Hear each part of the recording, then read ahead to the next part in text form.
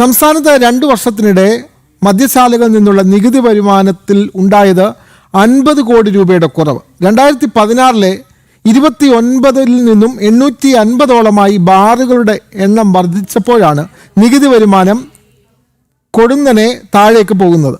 എന്നാൽ വരുമാനം കുറവിൻ്റെ കാരണം അറിയില്ല എന്ന വിചിത്ര മറുപടിയാണ് സംസ്ഥാന ചരക്ക് സേവന നികുതി വകുപ്പ് നൽകുന്നത്. ജനം ബ്രേക്കിംഗ്. വിവരങ്ങളുമായി പ്രജിത്ത് മോഹനൻ ചേരുന്നു തിരുവനന്തപുരത്ത് നിന്നും. പ്രജിത്ത്, ഈ കണക്ക് നമുക്ക് ഒരു തരത്തിലും മനസ്സിലാവുന്നില്ല. കാരണം ബാറുകളുടെ എണ്ണം 2016 വെറും 29 മാത്രമായിരുന്നു. അത് നിലവിൽ 850 വർദ്ധിച്ചു. എന്നിട്ടും നികുതി വരുമാനത്തിൽ വർധനവില്ല എന്ന് മാത്രമല്ല, കുത്തനെ താഴേക്കും പോകുന്നു. എന്തു തരം കണക്കാണ് എന്ന് ഇതുമായി ബന്ധപ്പെട്ടവർക്കും പറയാൻ കഴിയുന്നില്ല. എന്താണ് യഥാർത്ഥ വിഷയമെന്ന് നമുക്ക് ജനങ്ങളിലേക്ക് പറയാൻ കഴിയുന്നുണ്ടോ പ്രജിത്ത് മോഹൻ? വിനോദ്, ഇതിന് വ്യക്തമായൊരു മറുപടി സംസ്ഥാനത്തെ ചരക്ക് സേവന നികുതി വകുപ്പിനോ എക്സൈസ് വകുപ്പിനോ ഒന്നും ഇല്ല എന്നുള്ളതാണ് യാഥാർത്ഥ്യം. 2016 മദ്യവർജനം പറഞ്ഞാണ് പിണറായി വിജയൻ സർക്കാർ അധികാരത്തിലേറിയത്. പക്ഷേ സർക്കാർ ചെയ്തതെല്ലാം സംസ്ഥാനത്ത് മദ്യപ്പുഴ ഒഴുക്കാനുള്ള കാര്യങ്ങളായിരുന്നു. 2016 സർക്കാർ അധികാരത്തിൽ കയറുമ്പോൾ കേരളത്തിലുണ്ടായിരുന്ന വെറും 29 ബാറുകളാണ്. പിണറായി വിജയൻ സർക്കാർ അധികാരത്തിലേറിയതിന് പിന്നാലെ മുൻ സർക്കാർ റദ്ദാക്കിയിട്ടുള്ള 442 ബാർ ലൈസൻസുകൾ പുനഃസ്ഥാപിച്ച് നൽകുന്നുണ്ടായിരുന്നു. ഒന്നാം പിണറായി വിജയൻ സർക്കാരിൻ്റെ കാലത്ത് 200 പുതിയ ബാറുകൾക്ക് കൂടി ലൈസൻസുകൾ കൂടി നൽകുന്ന സാഹചര്യവും ഉണ്ടായി. പിന്നീട് രണ്ടാം പിണറായി വിജയൻ സർക്കാരിൻ്റെ കാലത്ത് ഏതാണ്ട് 180ഓളം ബാറുകൾക്കും അനുമതി. അങ്ങനെ ഏതാണ്ട് 850 ബാറുകളാണ് പിണറായി വിജയൻ സർക്കാരിൻ്റെ ഈ രണ്ട് സർക്കാരുകളുടെയും ടേമുകളിലായി ഇപ്പോൾ സംസ്ഥാനത്ത് ഉള്ളത്. പുതിയ ബാറുകൾക്കുള്ള ഇപ്പോൾ തെരഞ്ഞെടുപ്പ് നടക്കുന്ന വർഷമാണ്. അതുകൊണ്ട് തന്നെ പുതിയ ബാറുകൾക്കുള്ള അനുമതികൾ ഉടൻ അംഗീകരിച്ച് നൽകുമെന്നുള്ളതും മനസ്സിലാക്കുന്നുണ്ട്. അങ്ങനെ സാഹചര്യം അങ്ങനെയായിരിക്കുകയാണ്. പക്ഷേ ഈ ബാറുകളുടെ എണ്ണം കൂടുന്നതിനനുസരിച്ചുള്ള നികുതി വരുമാനം സംസ്ഥാനത്തിൽ ഉണ്ടാകുന്നില്ല എന്നുള്ളൊരു യാഥാർത്ഥ്യത്തിൻ്റെ കണക്കുകൾ കൂടി പുറത്തു വരുന്നത് നമ്മൾ സംസ്ഥാന ചരക്ക് സേവന നികുതി വകുപ്പിൽ നിന്നും ലഭ്യമാക്കിയിട്ടുള്ള വിവരാവകാശ അപേക്ഷയുടെ മറുപടിയായി ലഭിച്ച വിവരങ്ങളിലാണ് ഇത്തരത്തിൽ സംസ്ഥാനത്തുണ്ടാകുന്നത് വലിയ നികുതി നഷ്ടമാണ്, അല്ലെങ്കിൽ നികുതി വരുമാനത്തിലുണ്ടാകുന്ന വലിയ കുറവ് രേഖപ്പെടുത്തിയിരിക്കുന്നത്. ഇനി നമ്മൾ കണക്കുകളിലേക്ക് പോവുകയാണെങ്കിൽ 2022-23 കാലത്ത് ബാറുകളിൽ നിന്ന് പറയുമ്പോൾ ബിയർ, വൈന്, അതോടൊപ്പം തന്നെ ഇന്ത്യൻ നിർമ്മിത വിദേശ മദ്യം തുടങ്ങിയ വിവിധ മദ്യ ഉൽപ്പന്നങ്ങളുടെ വിൽപ്പനയും അതിൽ നിന്ന് ലഭിക്കുന്ന ടേൺ ഓവർ ടാക്സുമാണ് നമ്മൾ ഈ കണക്കുകളിൽ ഉൾപ്പെടുത്തുന്നത്. അങ്ങനെ ടേൺ ഓവർ ടാക്സായി സംസ്ഥാനത്ത് എത്തിയത് 2022-23 കാലത്ത് 617.23 കോടി രൂപയാണ്. എന്നാൽ 2023-24 കാലത്തേക്ക് വരുമ്പോൾ അത് 579.85 കോടിയായി കുറയുന്നു. ഏതാണ്ട് 37.38 കോടിയുടെ കുറവാണ് ആ സാമ്പത്തിക വർഷത്തിൽ ഉണ്ടായിരിക്കുന്നത്.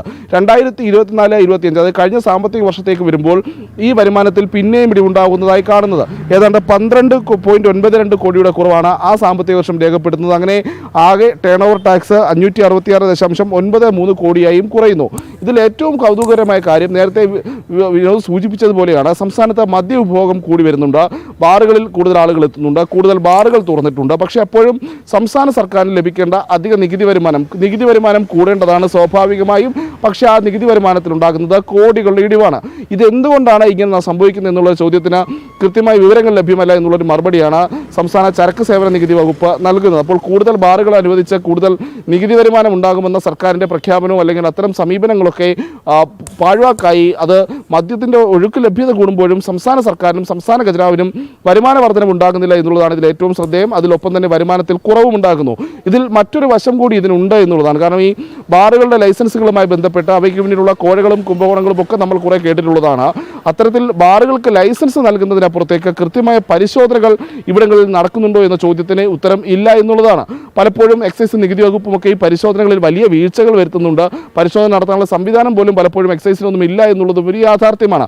അതോടൊപ്പം തന്നെ ഇനി ഏതെങ്കിലും രീതിയിലുള്ള പരിശോധനകളിലേക്ക് പോവുകയാണെങ്കിൽ പല ബാറുകൾക്കും ഒരു പൊളിറ്റിക്കൽ പാട്രണേജ് ഉണ്ടാകും. അത്തരത്തിൽ രാഷ്ട്രീയക്കാർ ചിലരുണ്ടാകും. അവരുടെ ഇടപെടലുകൾ മൂലം ഇത്തരം പരിശോധനകൾ നടക്കാതെ പോകുന്ന സാഹചര്യം ഉണ്ടാകും. ഫലത്തിലുണ്ടാകുന്നത് സംസ്ഥാന ഖജനാവിന് നഷ്ടമാകുന്ന കോടികളുടെ നികുതി വരുമാനം, അതിൽ കോടികളുടെ കുറവുണ്ടാകുന്നു എന്നുള്ളതാണ്. പലപ്പോഴും പരിശോധനകളില്ലാതെ വരുമ്പോൾ, കൃത്യമായുള്ള ഇടവേളകളിൽ കൃത്യമായിട്ടുള്ള നിരീക്ഷണം ഇല്ലാതെ വരുമ്പോൾ അതൊക്കെ വലിയ ക്രമക്കേടുകൾക്കൊക്കെ വഴിവെക്കുന്നുണ്ട് എന്നുള്ളതാണ് യാഥാർത്ഥ്യം. അതും ഇത്തരത്തിൽ നികുതി വരുമാനം കുറയാൻ കാരണമായിട്ടുണ്ട് എന്നുള്ളതാണ് എക്സൈസിലെയും ഒക്കെ വൃത്തങ്ങൾ നമുക്ക് ലഭ്യമാകുന്ന വിവരം. അപ്പോഴും സംസ്ഥാന സർക്കാർ മാത്രം ഇക്കാര്യത്തിൽ കൃത്യമായൊരു മറുപടിയില്ല. എന്തുകൊണ്ട് നികുതി വരുമാനം കുറയുന്നു എന്നുള്ള കാര്യത്തിൽ കൂടുതൽ ബാറുകൾക്ക് സർക്കാർ ലൈസൻസ് നൽകാൻ ഒരുങ്ങുകയാണ്. പുതിയ മദ്യനയവുമായി ബന്ധപ്പെട്ട് സംസ്ഥാനത്ത് ഈ വീര്യം കുറഞ്ഞ മദ്യത്തിൻ്റെയൊക്കെ ഇത് കൂട്ടുമെന്നുള്ളതും അതോടൊപ്പം തന്നെ എക്സ്ട്രാ ന്യൂട്രൽ ആൽക്കഹോളിൻ്റെയൊക്കെ ഉൽപ്പാദനം വർദ്ധിപ്പിക്കുന്നതുമൊക്കെയാണ് സർക്കാർ പറയുന്നത്. അപ്പോൾ സമീപനം അതായിരിക്കെ സംസ്ഥാനത്ത് ലഭ്യമാകുന്ന നികുതി വരുമാനത്തിൽ മാത്രം വലിയ കുറവുണ്ടാകുന്നു. അതേസമയം മദ്യലഭ്യതയും കൂടുന്നു, ബാറുകളുടെ എണ്ണവും കൂടുന്നു എന്നുള്ള ഒരു വിചിത്രമായ സവിശേഷതയാണ് അല്ലെങ്കിൽ വിചിത്രമായ സാഹചര്യമാണ് നമ്മുടെ കേരളത്തിലുള്ളത്. വിനോദ്, തീർച്ചയായും ബാറുകളുടെ എണ്ണം കുത്തനെ കൂടിയിട്ടും 2016 29 ബാറുകളാണ് ഉണ്ടായിരുന്നതെങ്കിൽ ഇന്ന് അത് 500-ന് മുകളിലാണ്. എന്നിട്ടും സംസ്ഥാനത്തെ ബാറുകളിൽ നിന്നുള്ള നികുതി വരുമാനം കുത്തനെ കുറയുന്നു എന്നുള്ള ഒരു വിരോധാഭാസമാണ് കാണപ്പെടുന്നത്. ഇതെന്താണ് ഇതിൻ്റെ കണക്ക് എന്ന് അധികൃതർക്കും മനസ്സിലാവുന്നില്ല. ഒരുങ്ങൾ നൽകുകയായിരുന്നു തിരുവനന്തപുരത്ത് നിന്നും പ്രജിത് മോഹൻ.